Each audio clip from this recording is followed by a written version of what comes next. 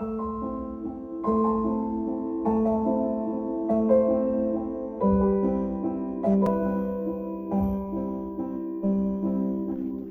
eu vou te dizer uma coisa, teve uma vez que eu perdi tudo, cara. Eu estava cirurgiada, estava internada no hospital, sem dinheiro, meus filhos em casa. E eu ganhei uma cesta básica, sabe?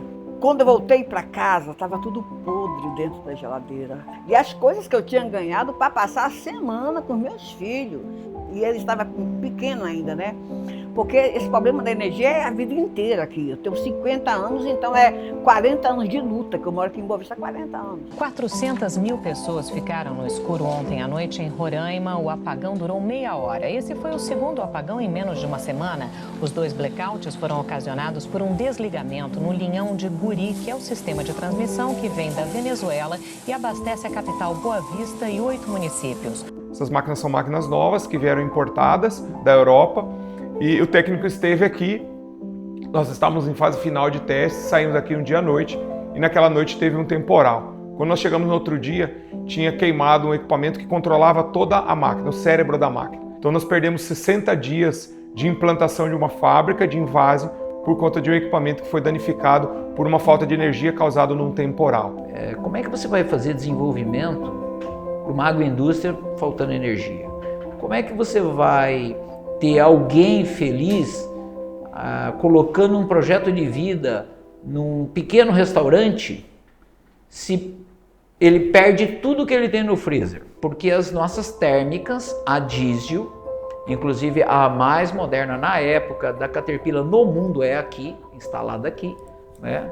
Com motores imensos, tudo importado, mas só que com um custo, pasmem, nós chegamos a gastar 1.760.000 litros de diesel dia.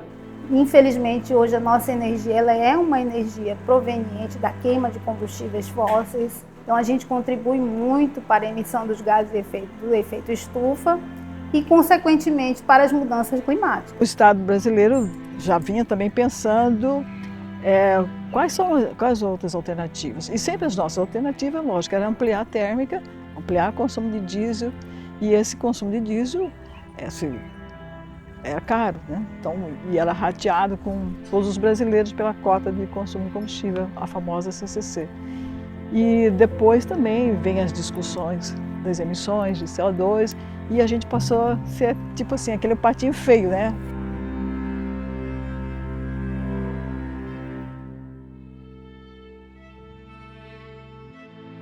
Imagine uma pessoa trabalhar dentro da tua casa, todo mundo fica preocupado. O que eles vão fazer? Será que ele vai cumprir aquele mesmo que está sendo falado? Todos os empreendimentos dentro da Termoemibratroari foram ruins, né? Eles não tiveram escolhas, tá?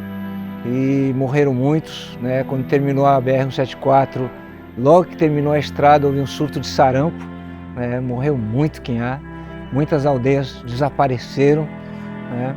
BR-174 matou minha mãe. Não só minha mãe, parente dela, perdeu muito parente. Homens e máquinas lutam contra a selva, contra o clima, para dar ao Brasil a sua maior obra. Antes da BR-174, nosso povo, nossos pais, vivia sem doença, sossegado, não tinha esses problemas antes. A usina de Balbina e principalmente a BR-174, elas foram uma verdadeira hecatombe na vida desse povo. Ela causou uma morte de mais da metade da sua população.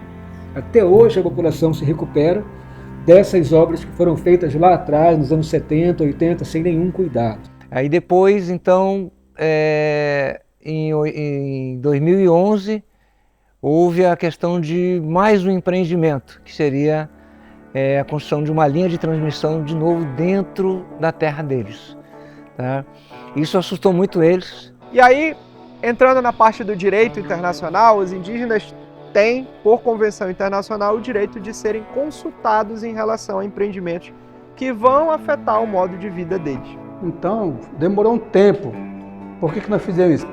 Para poder nós ter segurança se realmente daquele pedaço que eles vão suprimir, o que aconteceu.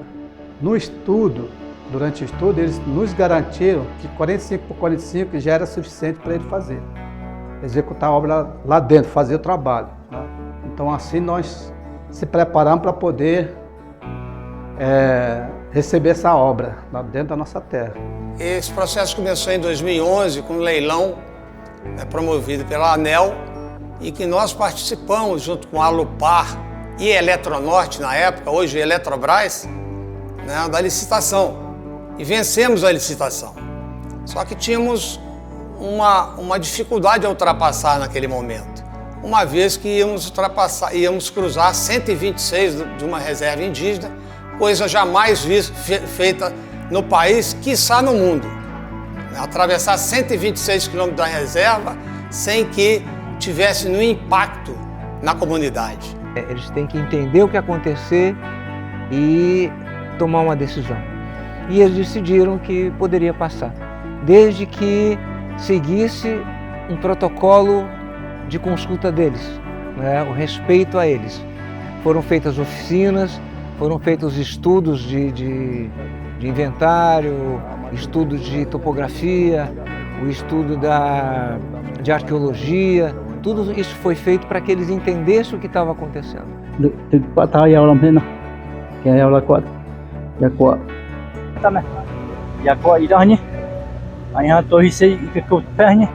Chegamos num denominador comum, criamos as regras para que pudéssemos seguir a conduta dele, né, mantendo a tradição deles, sem o mínimo impacto, o menor impacto ambiental possível. Então tem o biólogo, tem o geógrafo, e como é uma terra indígena, obrigatoriamente tem que ter um antropólogo, porque o antropólogo é o que vai, né, ter essa comunicação com as comunidades indígenas. Então essa etapa que liga Roraima ao Sistema Nacional, pelo que a gente acompanha e sabe, ela tem incorporado muito mais elementos de monitoramento e proteção disso tudo que a gente vem falando, da parte ambiental, da parte antropológica, enfim.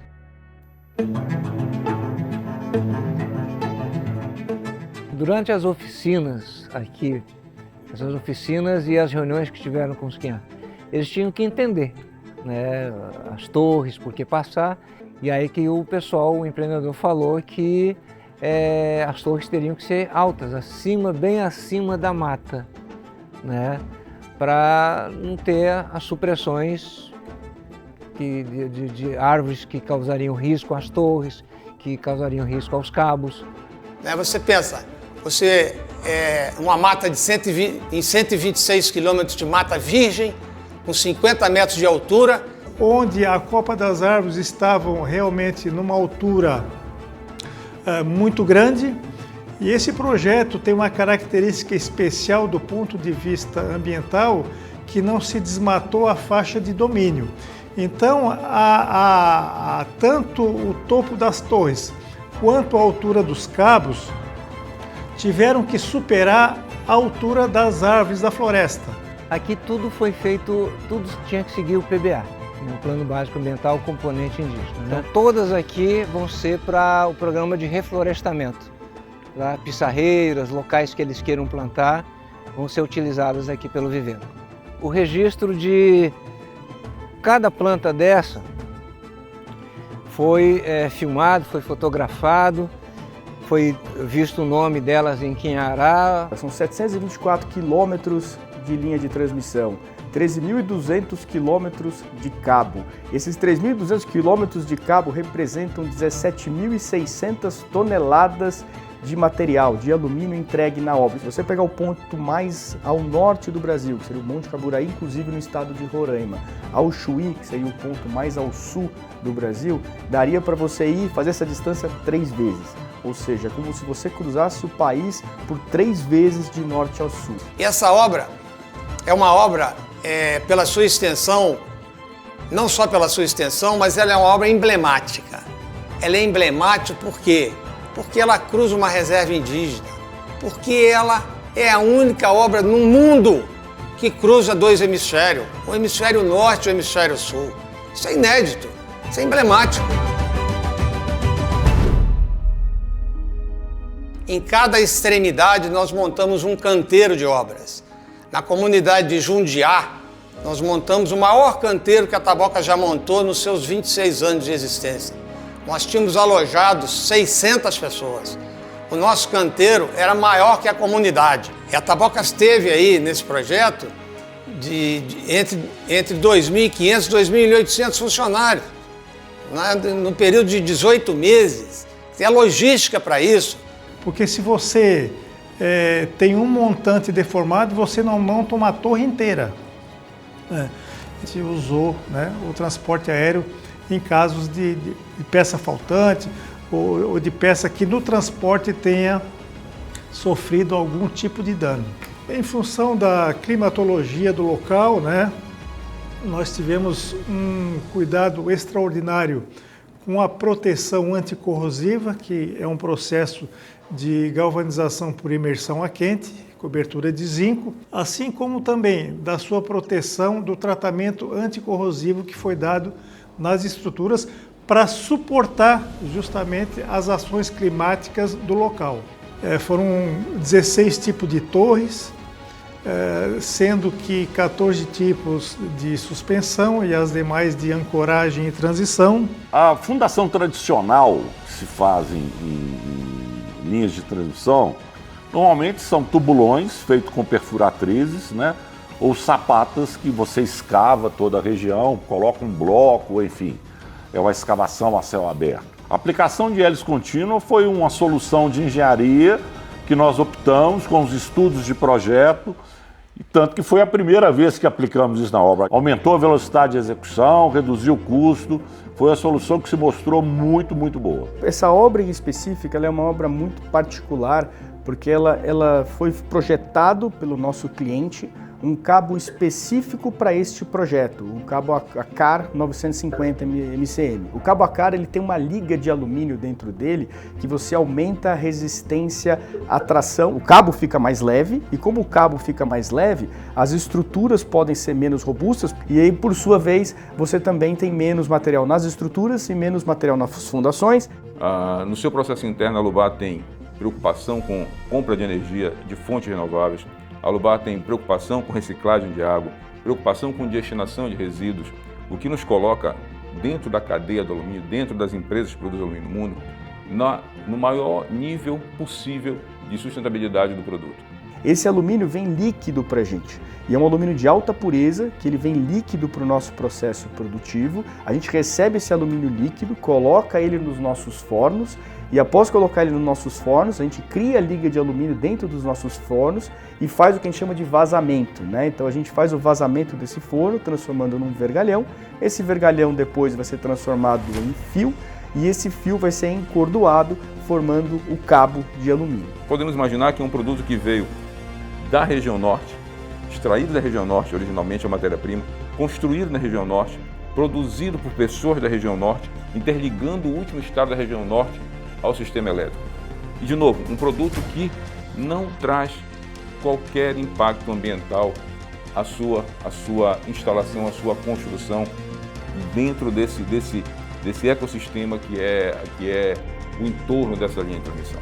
Aplicamos o lançamento de cabo através de drones, passando por cima das árvores e com isso preservando a floresta e atendendo o projeto e a execução segura dessa fase. Com os desafios, lógico, da altura das torres, da reserva indígena, com as suas exigências específicas de construção, que nos trouxe um aprendizado muito grande e, enfim, o desafio dado, o desafio cumprido e vencido. Aí tinha uma árvore considerada por eles sagrada, uma árvore grande. Aí ela foi derrubada e os Quinhá, os Tarramapá, são os especialistas, né? São os doutores na questão da mata, conhecedores. Eles disseram, não, para tudo, nós temos um marubá. O marubá é um ritual, um canto dessa árvore aqui. Né? Tudo parou, aí os encarregados também pararam, os funcionários todos pararam. E aí os Quinhá fizeram os cânticos deles, né? E após cantar, após fazer todo o ritual, vocês podem continuar.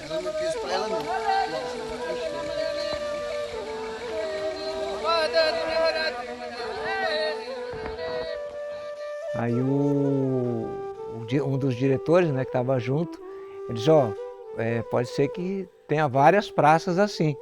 Ele disse, ótimo, Walter, quanto mais proteção aqui para a gente fazer esse serviço aqui, é melhor.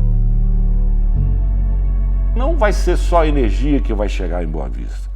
Vai chegar também a parte de dados, através do cabo para-raio PGW, a tecnologia já vem utilizada há muito tempo, e em Boa Vista o Estado passa a ter também uma internet de confiança e de alta velocidade. A chegada de uma fonte de energia confiável, estável, em qualquer lugar, é um marco de desenvolvimento.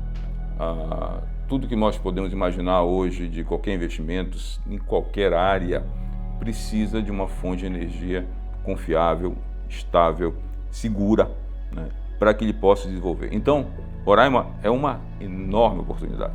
Roraima é uma oportunidade para todas as áreas de comércio, todas as áreas de indústria. Trabalhamos agora nessa obra aí, bem dizer, quase 2 anos. No começo eu estava com 6, 7 funcionários, ficamos até com 20 funcionários aí, trabalhando direto na linha. Então vamos fazer outro barracão, vamos aumentar a oficina, já comprei mais máquinas.